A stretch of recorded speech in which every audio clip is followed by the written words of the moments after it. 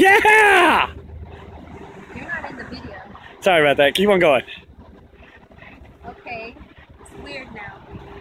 We're here at Casa Mañana. It's a performing theater. So you'd come here and you'd see a show such as Frosty the Snowman. You would see actors put on costumes and act out Frosty the Snowman for you.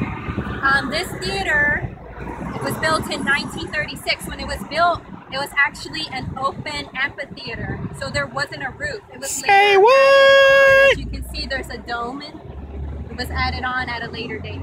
And we're in the cultural district of the city of Fort Worth. And we bring you here on our tour. So for more information, check us out online. Let me get back in the bus because it's hot out here. Yeah, the website is www.fortworthcitytours.com. Again, that's fortworthcitytours.com. I'm going back in the bus because it's hot out there. You stay right there because you got in my video. All right, guys. What?